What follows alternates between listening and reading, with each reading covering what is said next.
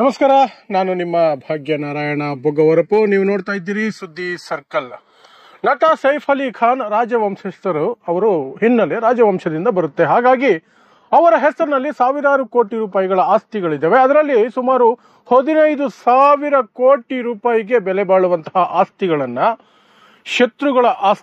ಶತ್ರು ಆಸ್ತಿ enemy property ಅಂತ ಡಿಕ್ಲೇರ್ ಮಾಡಲಾಗಿದೆ 2017ರಲ್ಲಿ.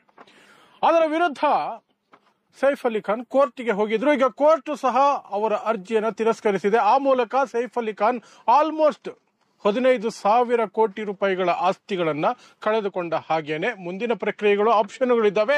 ಬಟ್ ಸದ್ಯಕ್ಕಂತೂ ಅವರಿಗೆ 15,000 ಕೋಟಿ ರೂಪಾಯಿಗಳ ಆಸ್ತಿಗಳನ್ನ ಕಳೆದುಕೊಳ್ಳಬೇಕಾದಂತಹ ಭೀತಿ ದಟ್ಟವಾಗಿದೆ. ಆಲ್ಮೋಸ್ಟ್ ಕಳ್ಕೊಂಡಿದ್ದಾರೆ ಅಂತಲೇ ಹೇಳಬೇಕು. ಹಾಗಾದ್ರೆ ಏನಿದು ಇಡೀ ಸಮಾಚಾರ? ಮತ್ತು ಈ ಎನಿಮಿ ಪ್ರಾಪರ್ಟಿ ಅಂದ್ರೆ ಏನು, ಶತ್ರು ಆಸ್ತಿ ಅಂತಂದ್ರೆ ಏನು? ಯಾಕೆ ಇವರ ಕುಟುಂಬದ ಆಸ್ತಿಯನ್ನ ಸರ್ಕಾರ, ಅದು ಸಹ 2014ರಲ್ಲಿ ಆ ಆಕ್ಟ್ ಜೋರಾಗಿ ಬರುತ್ತೆ, 2017ರಲ್ಲಿ ಅದು ಪಕ್ಕಾ ಆಗತ್ತೆ. ಶತ್ರು ಆಸ್ತಿ ಅಂತ ಇವರ ಆಸ್ತಿಗಳನ್ನ ಯಾಕೆ ಘೋಷಣೆ ಮಾಡಿದೆ ಸರ್ಕಾರ? ಸೊ ಆ ಆಸ್ತಿಗಳನ್ನ ಯಾಕೆ ಸರ್ಕಾರ ತನ್ನ ಅಧೀನದಲ್ಲಿ ಇಟ್ಕೊಳ್ಳುತ್ತೆ ಅಂತ. ಸೊ ನಿಮಗೆ ಗೊತ್ತಿರೋ ಹಾಗೆ ಸೈಫ್ ಅಲಿ ಖಾನ್ ರಾಜವಂಶದಿಂದ ಬಂದಿರುವವರು. ಅವರ ತಾತ ಮುತ್ತಾತ ಇವರೆಲ್ಲರೂ ಸಹ ಮಹಾರಾಜರಾಗಿದ್ದಂಥವ್ರು. ಆ ಸಂದರ್ಭದಲ್ಲಿ ಆಸ್ತಿಗಳನ್ನ ಮಾಡಿದ್ಕೊಂಡು ಆ ಆಸ್ತಿಗಳನ್ನ ಇವತ್ತು ನಾವಿಲ್ಲಿ ಚರ್ಚೆ ಮಾಡ್ತಿರುವಂತಹದ್ದು. ಅದರಲ್ಲಿ ಇವರ ಮುತ್ತಾತ ಹಮೀದುಲ್ಲಾ ಖಾನ್ ಅನ್ನುವವರಿಗೆ 3 ಜನ ಹೆಣ್ಣು ಮಕ್ಕಳು ಇರ್ತಾರೆ. ಅದರಲ್ಲಿ ಒಬ್ಬರನ್ನ ಹಬೀದಾ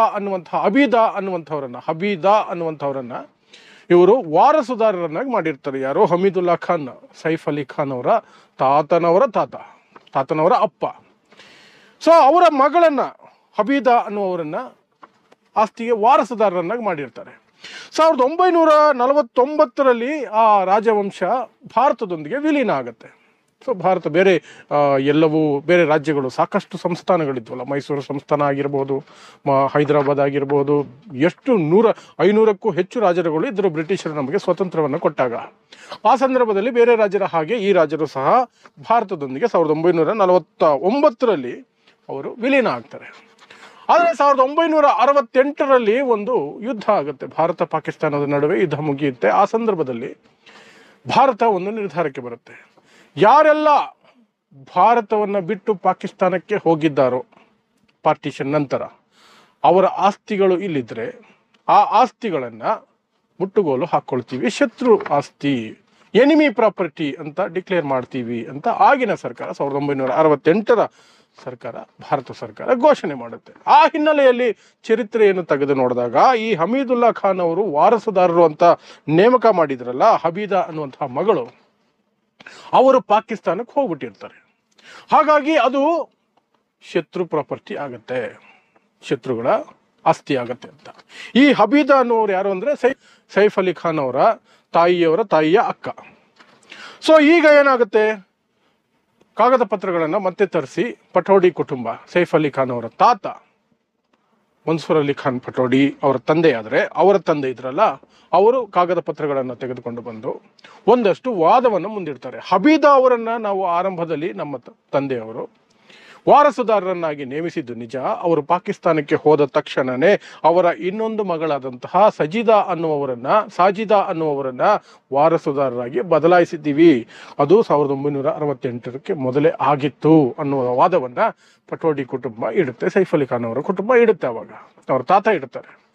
ಆದರೆ ಅದನ್ನ ಸರ್ಕಾರ ಅವತ್ತಿನಿಂದ ಒಪ್ಪೋದಕ್ಕೆ ಸಿದ್ಧವಾಗಿರೋದಿಲ್ಲ. ಇಲ್ಲ, ಒಂದು ಬಾರಿ ಅವರನ್ನ ನೇಮಿಸಿದ್ದಾಗಿದೆ ವಾರಸ್ದಾರ್ ಅಂತ, ಆ ವಾರಸ್ದಾರು ಪಾಕಿಸ್ತಾನಕ್ಕೆ ಹೋಗಿದ್ದಾರೆ. ಹಾಗಾಗಿ ಈ ಆಸ್ತಿಗಳೆಲ್ಲ ಈಗ ಶತ್ರು ಆಸ್ತಿಗಳಾಗ್ಬಿಡ್ತವೆ ಅಂತ ಹೇಳಿ, ಅದು 15,000 ಕೋಟಿ ಬೆಲೆ ಬಾಳುವಂತಹ ಆಸ್ತಿಗಳು. ಸೊ ಅದು ಹೀಗೆ ನಡ್ಕೊಂಡು ಬರ್ತಿರ್ಬೇಕಾದ್ರೆ 2014ರಲ್ಲಿ ಅದನ್ನ ಲೀಗಲೈಸ್ ದೊಡ್ಡ ಮಟ್ಟದಲ್ಲಿ ಮಾಡಬೇಕು, ಅವುಗಳನ್ನೆಲ್ಲ ವಶಪಡಿಸಿಕೊಳ್ಳಬೇಕು ಅನ್ನುವಂತಹ ಪ್ರಕ್ರಿಯೆ ಆರಂಭ ಆಗುತ್ತೆ. 2017ರಲ್ಲಿ ಅದಕ್ಕೆ ಒಂದು ತಿದ್ದುಪಡಿಯನ್ನು ಸಹ ತರಲಾಗುತ್ತೆ.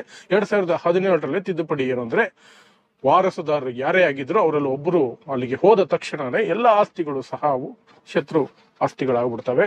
ಹಾಗಾಗಿ ಅದು ಎನಿಮಿ ಪ್ರಾಪರ್ಟಿ ಆಗುತ್ತೆ, ಅದನ್ನ ಆ ಕುಟುಂಬಕ್ಕೆ ಕೊಡ್ಲಿಕ್ಕೆ ಬರಲ್ಲ ಅಂತ. ಅದರ ವಿರುದ್ಧ ಸೈಫ್ ಅಲಿ ಖಾನ್ ಅವರು ಒಂದು ಅರ್ಜಿಯನ್ನ ಹಾಕಿದ್ರು. ತಮ್ಮ ತಂದೆಗೆ ಸೇರಬೇಕು ಆಸ್ತಿಗಳೆಲ್ಲವೂ, ಯಾಕಂದ್ರೆ ಅವರ ತಾಯಿ ಅದಕ್ಕೆ ವಾರಸ್ದಾರರಾಗಿ ಅವರ ಕುಟುಂಬದಿಂದ ನೇಮಿಸಲ್ಪಟ್ಟಿದ್ರು ಅಂತ. ಬಟ್ ಸರ್ಕಾರ ಒಪ್ಪೋದಿಲ್ಲ. ಅವರ ತಾಯಿಯವರು, ಸೈಫ್ ಅಲಿ ಖಾನ್ ಅವರ ಅಜ್ಜಿಯವರ ಅಕ್ಕ ವಾರಸ್ದಾರರು ಅಂತ ಅವರ ತಾತ ಆಲ್ರೆಡಿ ಫಿಕ್ಸ್ ಮಾಡಿದ್ರು. ಅವರು ಪಾಕಿಸ್ತಾನಕ್ಕೆ ಹೋದ್ರಿಂದ ಅಲ್ಲಿಗೆ ಕಥೆ ಮುಗೀತು ಅಂತ. ಅದರ ವಿಚಾರಣೆಗಳು ಈಗ ನಡೀತಾ ಮಧ್ಯಪ್ರದೇಶದಲ್ಲಿ ಇರುವಂತಹ ಹೈಕೋರ್ಟ್ ಜಬಲ್ಪುರ್ ಬೆಂಚ್ಗೆ ಅದು ನಿನ್ನೆ ಬಂದಿತ್ತು. ನಿನ್ನೆ ಅದರ ವಾದ ವಿವಾದಗಳನ್ನ ಆಲಿಸಿದೆ. ಎಲ್ಲ ವಿಚಾರಣೆಗಳನ್ನೆಲ್ಲ ಮುಗಿದ ಮೇಲೆ ಇಲ್ಲ, ಕೊಡ್ಲಿಕ್ಕೆ ಬರೋದಿಲ್ಲ, ಆ ಆಸ್ತಿಗಳೆಲ್ಲವೂ ಸಹ ಎನಿಮಿ ಪ್ರಾಪರ್ಟಿ ಆಗ್ತವೆ ಅಂತ ಅದು ಆದೇಶವನ್ನು ಕೊಟ್ಟಿದೆ. ಆ ಮೂಲಕ ಸೈಫ್ ಅಲಿ ಖಾನ್ ಈಗ 15,000 ಕೋಟಿ ರೂಪಾಯಿಗಳಷ್ಟು ಬೆಲೆ ಬಾಳುವಂತಹ, ಅದರಲ್ಲಿ ಜಮೀನಿದೆ, ಪ್ಯಾಲೇಸ್ಗಳಿದ್ದಾವೆ, ಎಲ್ಲವೂ ಇದ್ದಾವೆ, ಅವೆಲ್ಲವನ್ನು ಸಹ ಕಳೆದುಕೊಳ್ಳುವಂತಹ ಸ್ಥಿತಿಗೆ ತಲುಪಿದ್ದಾರೆ. ಇದು ಈಗ ನಡೆದಿರುವಂತಹ ಬೆಳವಣಿಗೆ. ಸೊ ಒಂದು ಇಂಟ್ರೆಸ್ಟಿಂಗ್, ಇತಿಹಾಸದಲ್ಲಿ ಇದ್ದಂತಹ ವಿಚಾರಗಳು ಈಗ ಮತ್ತೆ ಈ ತೀರ್ಪಿನ ಮೂಲಕ ಮುನ್ನೆಲೆಗೆ ಬಂದಿರೋದ್ರಿಂದ ನಿಮ್ಮ ಮುಂದೆ ಇಡುವಂತಹ ಪ್ರಯತ್ನವನ್ನು ಮಾಡಿದ್ದೀನಿ. ಸಾಕಷ್ಟು ಹೆಸರುಗಳು, ಸಂಬಂಧಗಳು ಕನ್ಫ್ಯೂಸ್ ಆಗಿರೋ ಸಾಧ್ಯತೆ ಇರುತ್ತೆ. ಆದರೂ ಸಾಧ್ಯವಾದಷ್ಟು ನಾನು ಸಿಂಪ್ಲಿಫೈ ಮಾಡಿ ಹೇಳಿದ್ದೀನಿ. ಲೀಗಲೈಸ್ ಆಗಿ ಏನು ಹೇಳಕ್ ಹೋಗಿಲ್ಲ. ಯಾಕಂದ್ರೆ ಲೀಗಲ್ ಟರ್ಮ್ಸ್ ಅಲ್ಲಿ ಹೇಳಿದಾಗ ಸಿಕ್ಕಾಪಟ್ಟೆ ನಿಮಗೆ ಕನ್ಫ್ಯೂಸ್ ಆಗುತ್ತೆ. ನಾನು ಸಾಮಾನ್ಯವಾಗಿ ವಿವರಿಸುವ ಪ್ರಯತ್ನವನ್ನು ಮಾಡಿದ್ದೀನಿ. ಐ ಹೋಪ್ ಯು ಅಂಡರ್ಸ್ಟ್ಯಾಂಡ್, ನಿಮ್ಗೆಲ್ರಿಗೂ ಅರ್ಥ ಆಗಿದೆ ಅಂತ ಅನ್ಕೊಳ್ತೀನಿ. ಸೊ ಇಂತಹದೇ ವಿಶೇಷ ವರದಿಗಳಿಗಾಗಿ ನೋಡ್ತಾ ಇರಿ ಸುದ್ದಿ ಸರ್ಕಲ್. ನಾನು ನಿಮ್ಮ ಭಾಗ್ಯನಾರಾಯಣ ಬೊಗವರಪು.